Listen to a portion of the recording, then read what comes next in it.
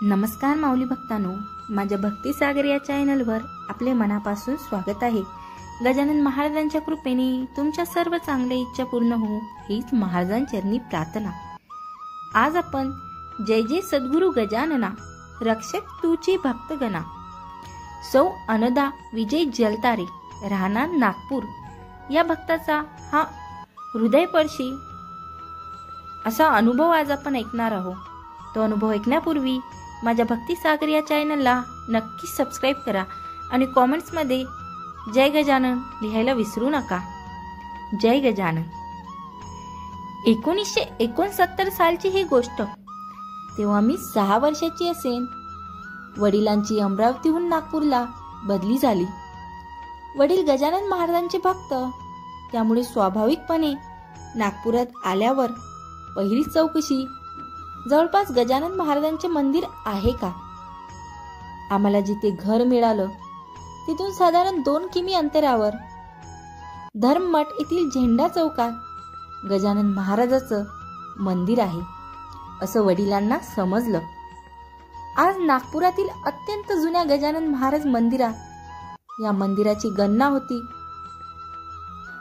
वडील तिथे नियमाने दर्शनाला जाऊ लागले।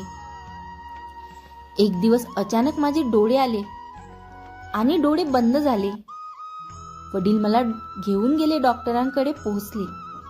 डॉक्टरांनी एक औषध दिलं आणि म्हणाले, हे 2-2 थेंब डोळ्यात घालायचं। पण औषध घालणार कसं? माझे डोळे तर बंद। मी काही केल्या डोळे उघडे ना। मग काय वडिलांची श्रद्धा। ते म्हणाले, मी हिला गजानन महाराजांच्या दर्शनाला नेतो। डोळ्यासारखा नाजूक भाग उगाच हैगई नको। संध्याकाळी वडिलांनी मला कडेवर घेतलं आणि मंदिराच्या दिशेने मार्गक्रमण सुरू झालं। मुखात महाराजांचं नामजप सुरू ठेवला। वडील देवळात पोचले। तेथील अंगारा लावला, थोडा सोबत घेतला आणि प्रार्थना केली की सर्वस्वी तुमच्या हाती आहे। माझ्या मुलीचे डोळे उघडू द्या। संध्याकाळी दर्शन घेऊन आम्ही घरी गेलो आणि सकाळी माझे डोळे आपोआपच उघडले। त्यानंतर पुढील औषधोपचार सोपा होऊन आठवड्याभरात डोळे पूर्ववत झाले। असे अनेक लहान मोठे अनुभव वडिलांना अनुभवता आले आणि महाराजांच्या चरणी त्यांची श्रद्धा दृढ होत गेली। गजानन विजय ग्रंथाच्या 16व्या अध्यायात शेवटी म्हटलं आहे, प्रचिती विना कवनाची परमार्थीन निष्ठा बसे। ती एकदा बसल्यावर मग मात्र होते स्थिर। संत सेवा महाथोर हे भाविक जाणती। वडिलांना जशी प्रचिती आली तशीच त्यांच्या सानिध्यात राहून आम्हा 3 बहिणींनी पण ती जुळवून अनुभवता आली। वडील नियमाने विजय ग्रंथाचे पारायण करत आले। मी लहानपणापासून त्या गोष्टीची साक्षीदार आहे। वडिलांची पारायण करण्याची पद्धत काही औरच होती।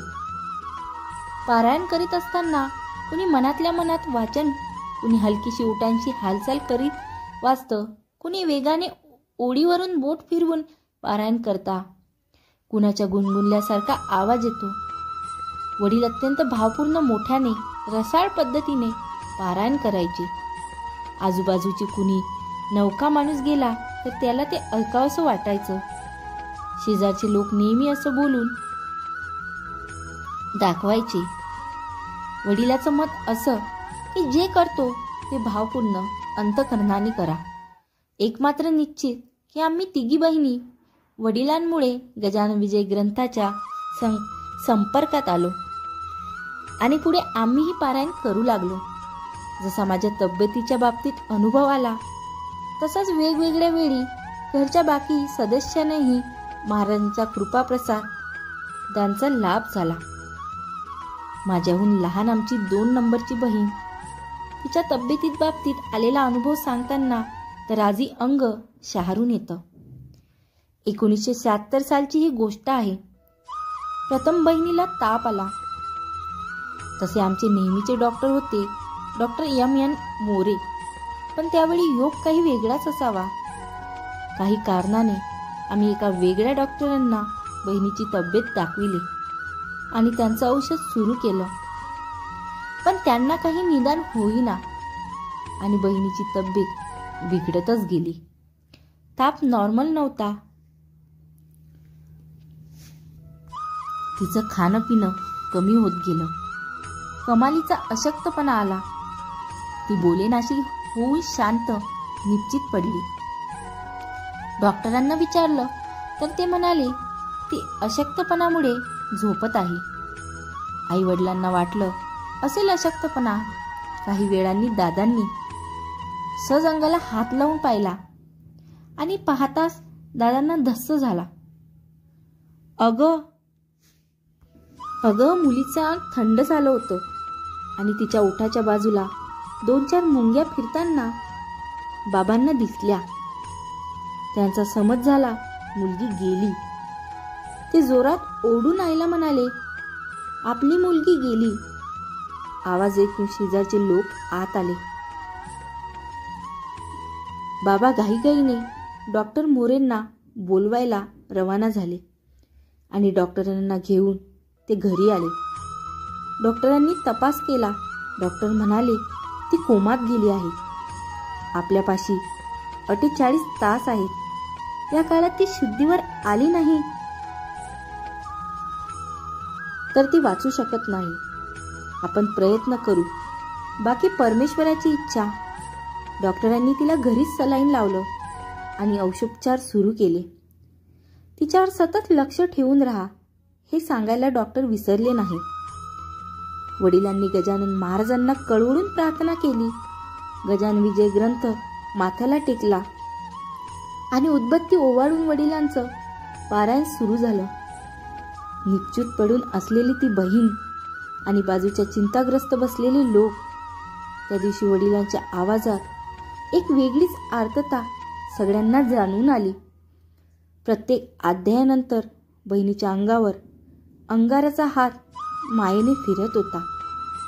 दासगणूचे रसाळ वर्णन भावनेला हात घालत होते. माझे आता साचार पाहू करून एक वार, उपाय हा शेवटचा. या ओव्या ऐकताना तर वडिलांसह बाजूला बसलेल्या लोकांना हुंदका आवरणं कठीण झाला. अगदी पोतीसारखीच परिस्थिती होती. पुढे ओव्या आल्या. अमृत तुल्य तुझी दृष्टी, त्याची करावी आज वृष्टी. नको करूस मला कष्टी, महापुरुषा गजानना. भावनाच्या हिंदोळ्यावर मन खालीवर होत होतं. पुन्हा सगळे आशावादी होत होते आणि मनापासून तब्येतीसाठी प्रार्थना करीत होते. ती प्रार्थना महाराजांच्या चरणापाशी पोहोचली. डॉक्टरांच्या उपचाराला यश आलं. दिलेला अवधी संपण्याच्या आधीच बहीण शुद्धीवर आली. तो टायफॉइड असल्याचं निदान झालं. अर्थातच पुढे योग्य कालावधीत तिची तब्येत ठणठणीत झाली. आज आम्हा सर्व बहिणींची आणि आमच्या कुटुंबियाची गजानन महाराजांवर श्रद्धा आहे.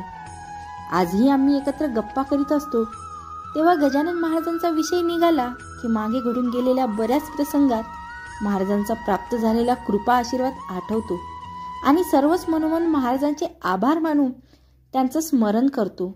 श्री गजानन जय गजानन, श्री गजानन जय गजानन. माऊली भक्तांनो, व्हिडिओ आवडल्यास लाईक करा आणि तुम्हाला जर तुमचे अनुभव माझ्या भक्तिसागर या चॅनलवर सांगायचे असतील तर 735 32 551 या नंबरवर तुम्ही तुमचा अनुभव व्हॉट्सअप करू शकता. जय गजानन.